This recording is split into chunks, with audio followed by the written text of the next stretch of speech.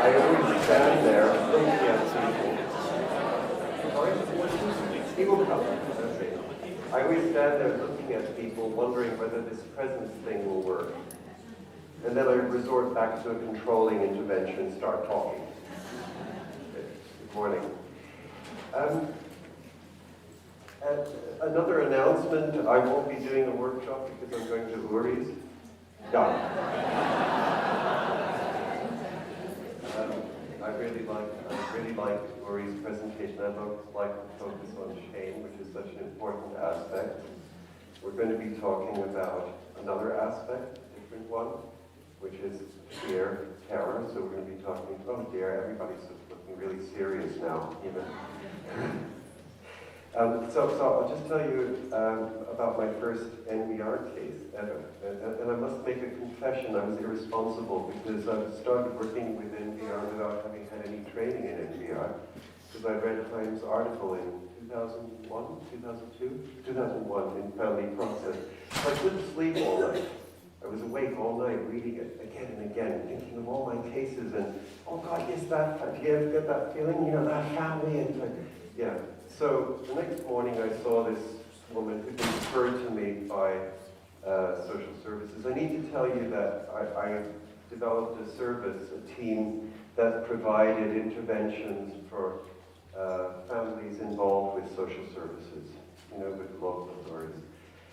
So I've been warned about this client who was referred to me, this mother. I was told she had agoraphobia, she had probably post-traumatic stress disorder, she had depression, the psychiatrist thought maybe she has borderline personality disorder, and then I wondered, does she also have Tourette's syndrome and is left-handed? You know, so sorry? Yeah, if you could bring the note, that would be great, thanks. It's just because you did it. So she sat opposite me like this. So, and you know, I was all fired up. I was going to do NVR, because after all, I read about it all night. Yeah? And she sat there squinting, looking at me like this. You know? And I said, why are you looking at me like that? And she was from Northern Ireland, so I don't think there are any Irish people here, so, but excuse me if I get the accent wrong. Oh yes, there's Declan, but this was Belfast. So she looked at me and she said, because you're talking out of your arse.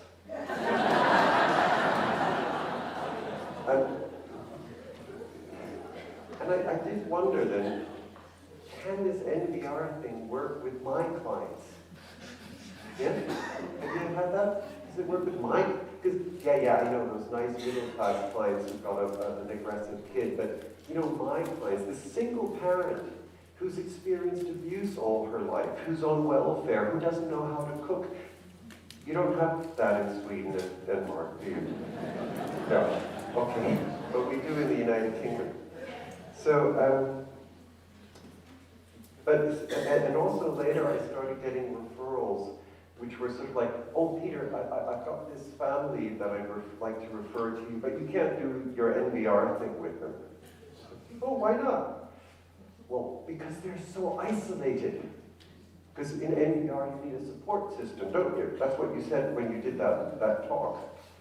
And I sort of started turning things on their head. It's not, we can't do NVR with this family because they're so isolated. This family needs NVR because they're so isolated.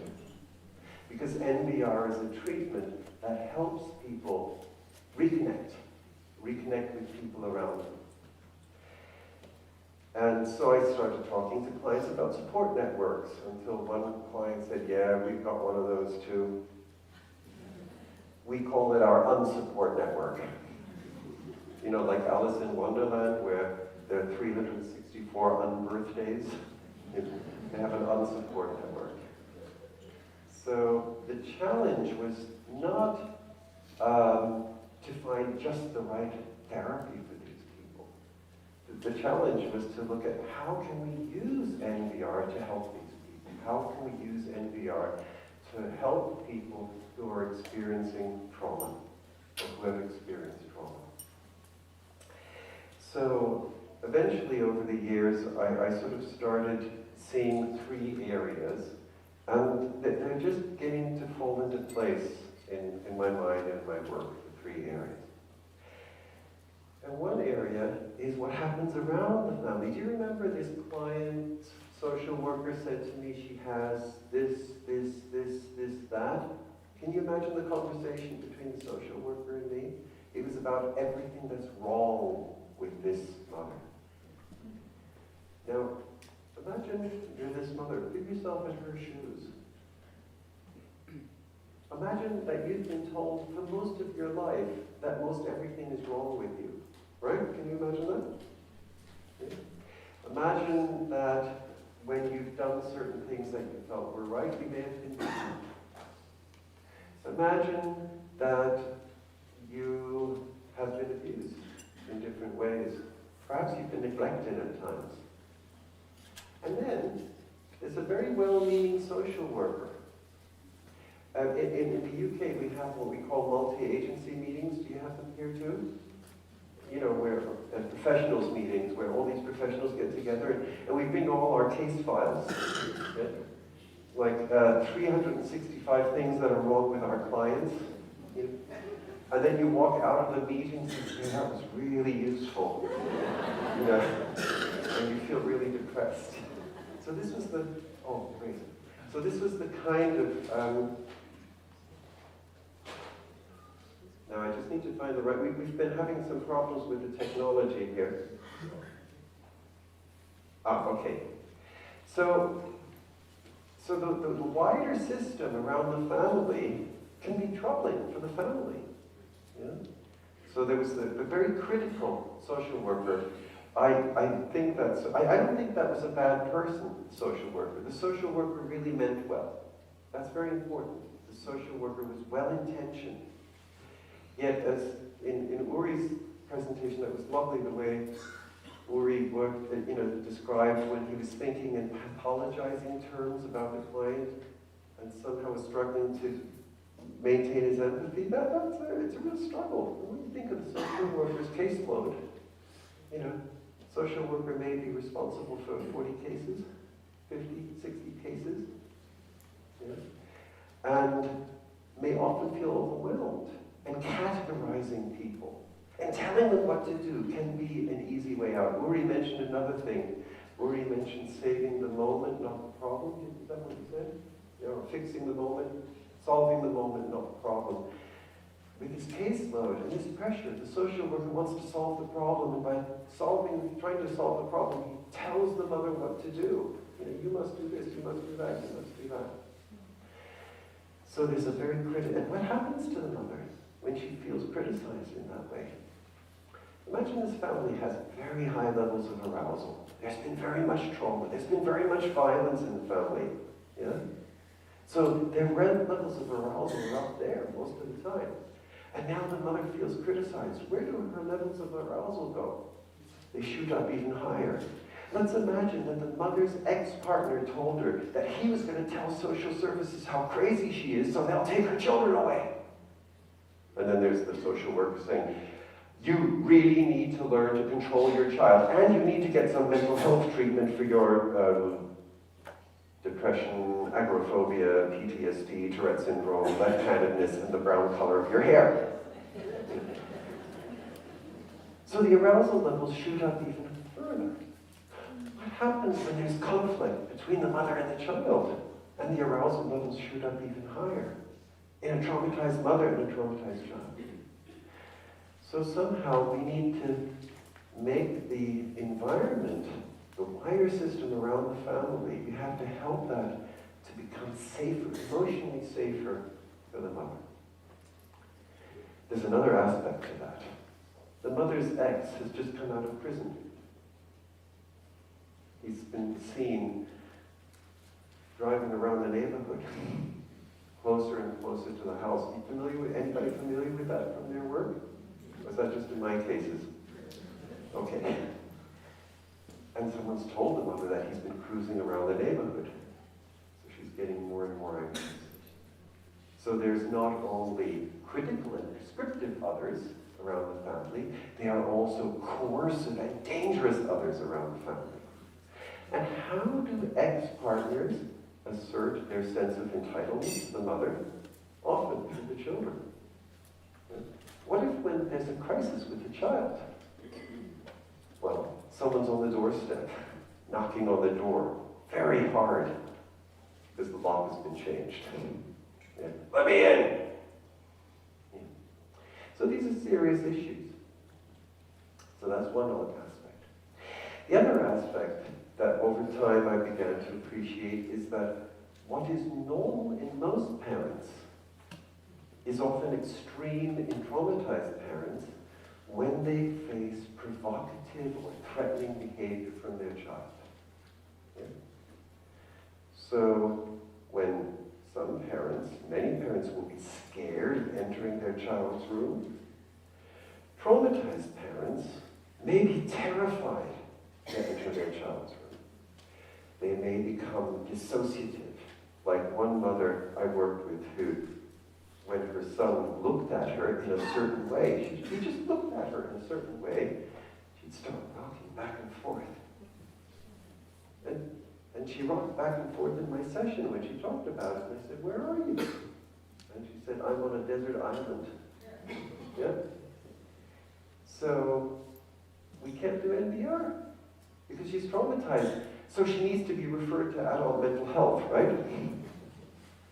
Or does she need NVR? That's the question.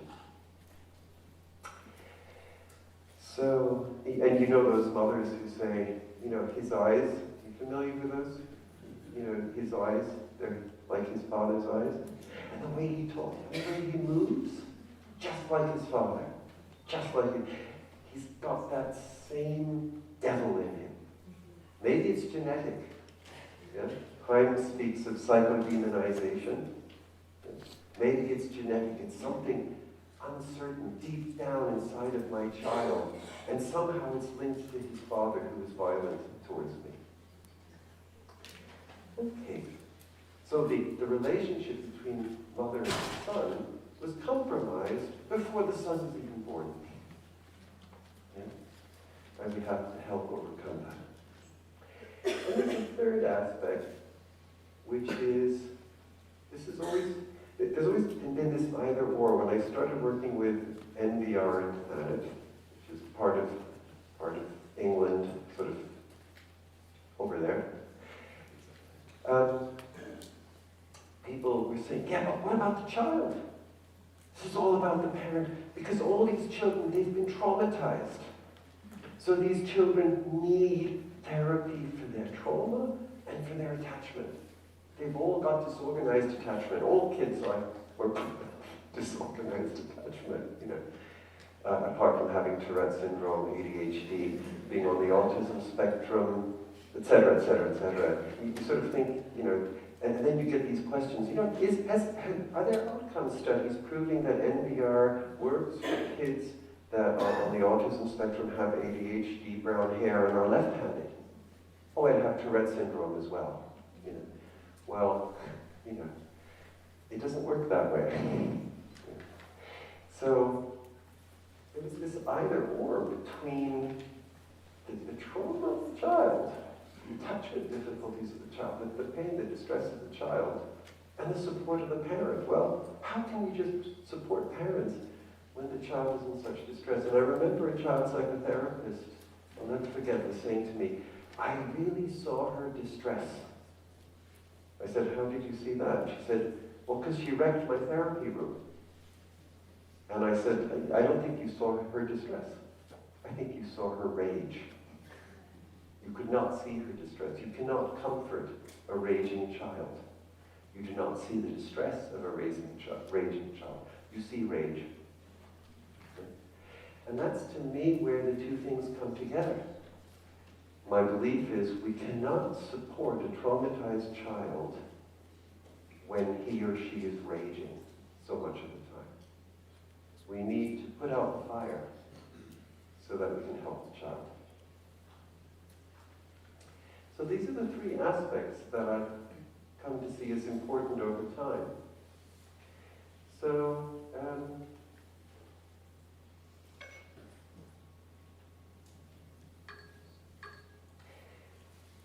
so one of the things that we've learned to think of when we think of trauma, because there's something, do you have this here too, that there's something very special about being a trauma therapist? You know, where you sort of have to say, I'm a trauma therapist. This trauma is very deep, it's very profound, and we need extreme specialist knowledge to deal with it. Yeah, I think there are a lot of good tools. But actually, trauma, people recover from trauma naturally as well as through, for example, EMDR. A lot of people do, I do EMDR. Is the EMDR known in Sweden? Yeah. Yeah. My wife always says, did you do any of this today? Yeah, like person. Or one of my clients calls it the wavy shit. She says, I think we need to do some more wavy shit on that. Okay. So, these things are very important, these specialist techniques. But actually, people also recover from trauma within their natural environment. The nuclear family is a recovery environment from trauma. Do you know, I remember many years ago, a ferry sank in the channel called the Spirit of Free Enterprise. Anybody remember that? Yeah. And after that, they were promoting a lot of debriefing in the UK. And I was very skeptical of this. You know, so you've been pulled out of the water and you see a counselor. You know? And I thought, people don't need to see counselors when they've been pulled out of the water. People need to see their mum or their sister. They need a warm blanket. They need a cup of coffee.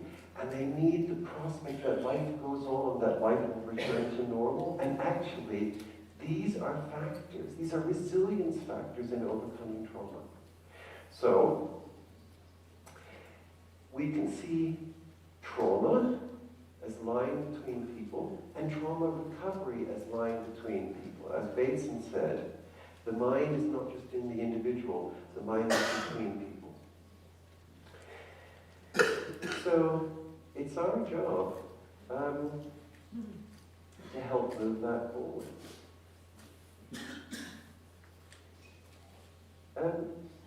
But then, that recovery environment is compromised when multi-stressed families, you know, I hate that term. I used to have a title in the National Health Service, which was Professional Lead for Complex Cases. Isn't that horrible? Who would like to be a complex case? Can you imagine getting a letter? You were invited to your first assessment interview with Dr. Peter Jakob, lead for complex cases. You know, oh God, a complex case, hopeless. Multi-stressed families are simply families that have to deal with a lot of crap. More crap than other people need to deal with. And that's remarkable. How do they do it? How do they cope with all this trauma? You know, would I be able to cope with all this trauma? Or as my wife says, who's a manager in social services, you know, there but for the grace of God go I. She's an atheist. But, I think she'd want me to mention that. So, yet multi-stressed families attract dominant behavior from professionals, from wider family system. Yeah? So, I was thinking of one client who sort of came to me with a face like, oh, what's the matter? Well, because I had an argument with my mum yesterday. I thought your mum's in Birmingham. I was in southern England, a few hundred miles between southern England and Birmingham. Yeah, but I called her when Jimmy was playing up. Oh, so why did you call her? Well, I just wanted to offload, I wanted to get some advice, I wanted her to help me. And did it work? Because her face looked like, Well, no, she just slagged me off. Do you know that expression, slag me off? No, just told me how useless I am. Told me how I do everything wrong. Told me how everything was always wrong about me all my life. So there's a dynamic. Yeah, there's a dynamic. She seeks the intrusion of someone who is going to be critical of her, make her feel upset, make her arousal levels go up. so that when her son provokes her, she'll either fly into a rage, or if he gets angry because she flies into a rage, she'll go into traumatic fear. So it's very, very important that we can help these families transform their relationships. So I work with 3 principles, and one I call exception. Because this mother, she's got friends, and I look at her face when I ask her talking about these friends. Like there's Eleanor. I always choose these old-fashioned names so that I don't accidentally use my clients' real names. Nobody's called Eleanor anymore today. But there's Eleanor, and when she talks about Eleanor, her face becomes smooth, her body becomes relaxed. There's a physiological response that shows that she feels safe with Eleanor as a person. So I asked her, what about Eleanor? Tell me about Eleanor. She's my mate. Yeah, we hang out together. It's nice. It's nice. Oh, okay. Do you know we've been working on that announcement? Yeah, I got to talk about the announcement. Yeah. And you said that you don't have anybody. You don't have anybody who can support you in making that announcement. You thought of asking Eleanor. Nah, not Eleanor. Why not Eleanor? She's much too nice. That's interesting. What is the understanding, the construct of authority in this mother's mind? There's an equation. Authority equals dominance. Because I can't dominate, I need somebody else who dominates. Who better could dominate my child than my father? Because I know he's good at dominating. He dominated me. Yeah? So that's why maybe I need my father or my mother. You know the mother who criticized from Birmingham? Maybe I need my mother in the announcement because she can tell my son how it fucking is, you little bastard. Yeah? So, as we have this conversation about Eleanor, and maybe Eleanor, who's nice, with whom you feel safe, with whom your child feels safe, maybe she could be a supporter who's a witness to your announcement, who acts as a deterrent because your son is less likely to explode as fully as if you were there on your own. We start deconstructing her notion of authority and her notion of interpersonal strength, which has been shaped by dominance, control, and coercion, and submission. Because in her life, there has been dominance and submission, and if you didn't want to submit, you had to become dominant over the dominator in often violent ways. Violence was just... I was working with one client who felt so bad about the way she shouted at her daughter. And it's sudden, and I was thinking again, there but for the grace of God go I. I said to her, how many times in your life have you witnessed violence? And as I asked that question, I started thinking, how many times have I literally witnessed violence in front of me? I worked out about 20 times. How many times do you witness normally violence if you're a person in Sweden or Denmark? Anyone? How many times do you witness violence in your life?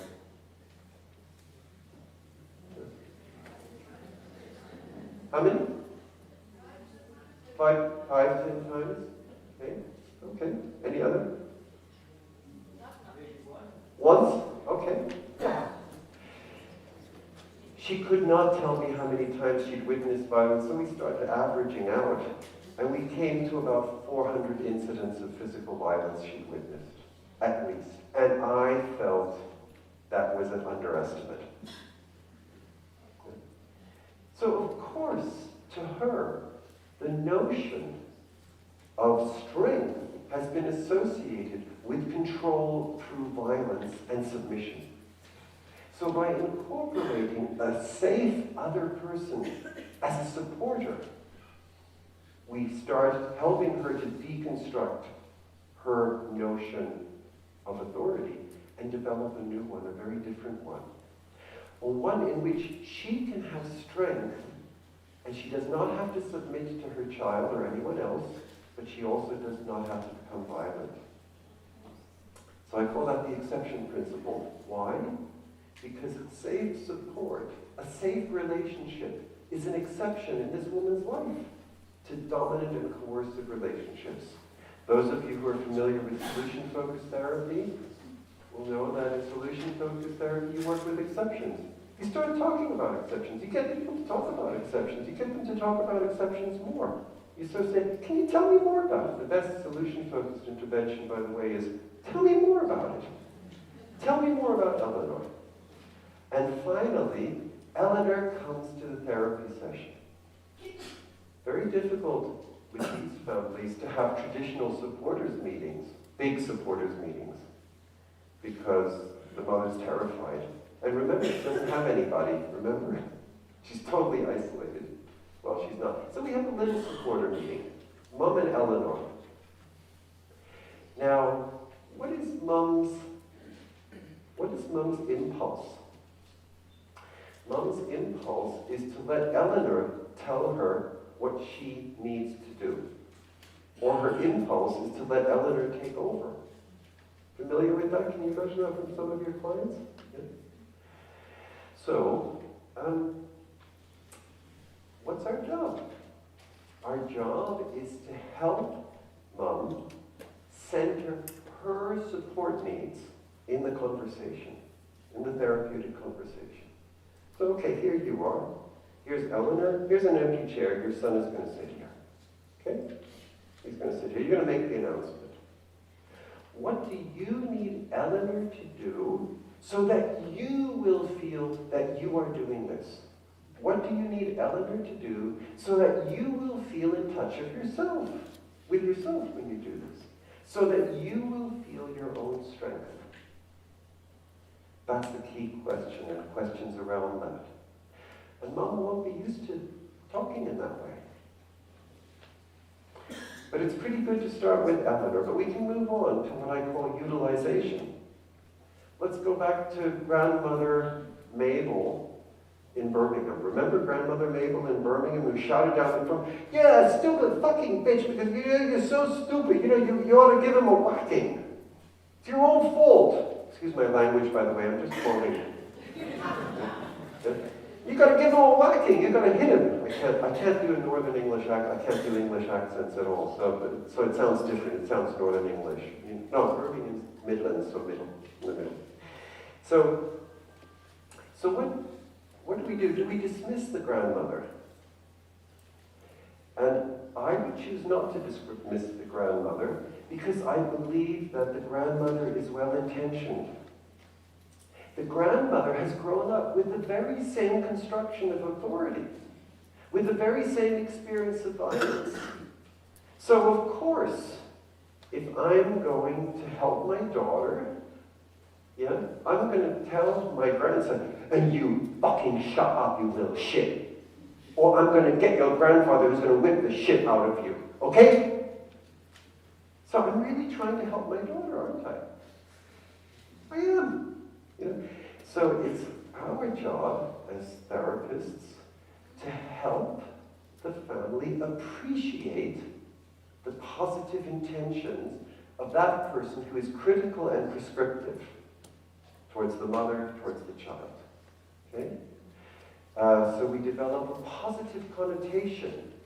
Are you familiar with systemic family therapists? Am I familiar with positive symptom connotation? Yeah?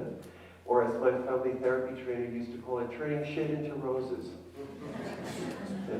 We pick up what's positive. And that's very important. And I'm thinking back to Uri's talk about shame. Shame is such a pervasive feeling in families where there's been trauma. And I believe that positive connotation, I think that's what Uri was demonstrating. Positive connotation, or Uri called it, I like that, reminding people of their values. So I could say to grandmother, I think you really want to help your daughter. And I think you really want your grandson to grow up to become a productive member of society. And I think you really want to do something in that direction. So then I asked the mother, so how could your mother help you? What do you need your mother to do so that you feel that you're in charge when we do the announcement? And you know what she says? Her answer is, shut up! I need her to shut up. Okay. So, what will her positive, helpful, supportive silence feel like?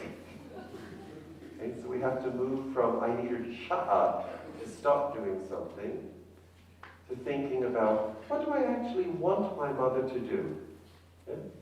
So that's a step from stop doing what you're doing to I need you to do this. Okay, so where do you want your mother to sit?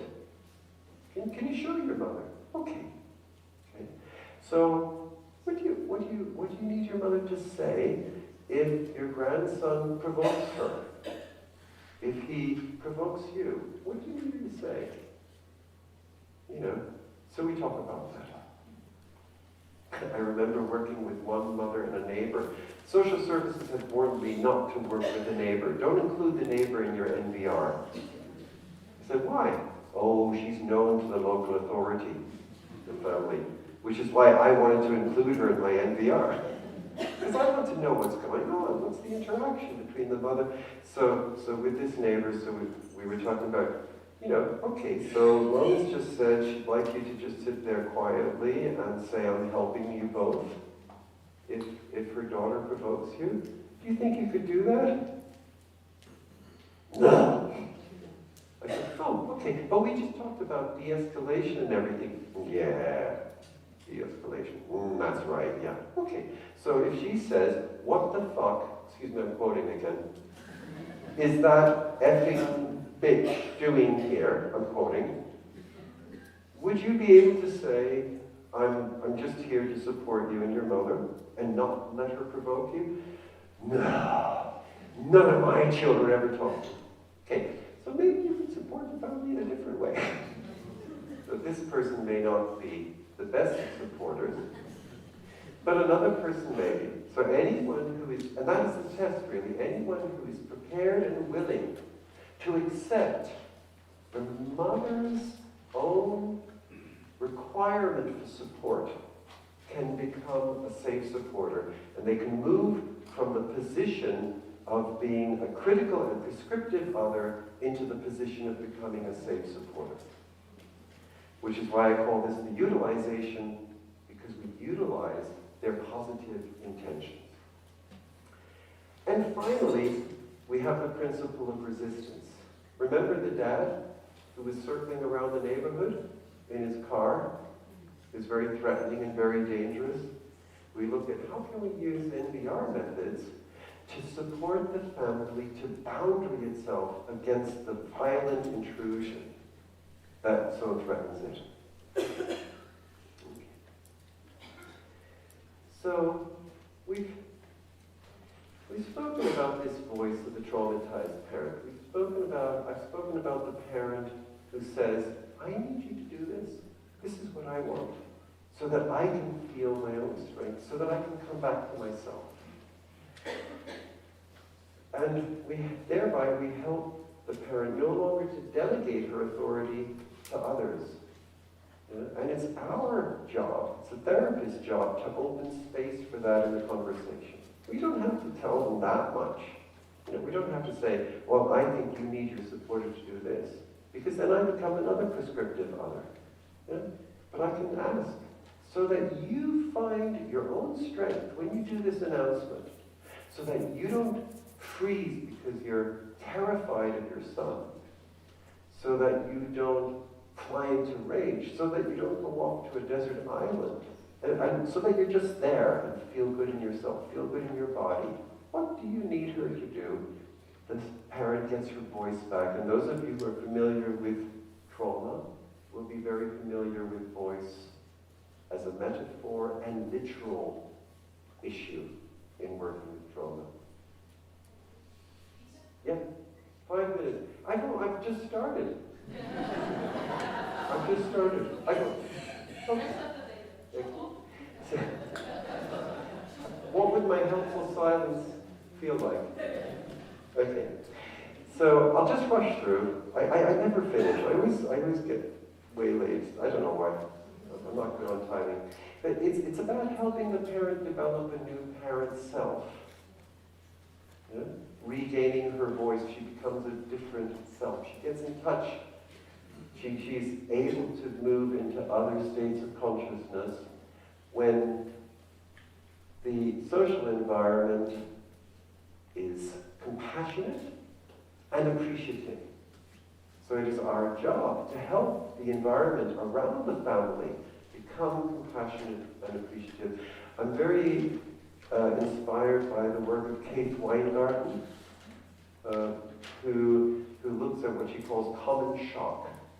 So trauma in a very wide sense, or shock in a very wide sense, ranging from post-traumatic stress disorder all the way to small insults, small but hurtful incisions in our humanity. And she looks at the processes of compassionate witnessing and how compassion rehumanizes people. So I think this parent requires compassionate witnessing of her suffering and an acknowledgement so that she can feel human again. I'll tell you about supervision I did one time, a consultation with a children's home. And in this children's home, there was a carer who was working with this teenage girl. And this teenage girl spat in his face. She had been physically violent against him many times before, but this particularly hurt him, being spat in the face.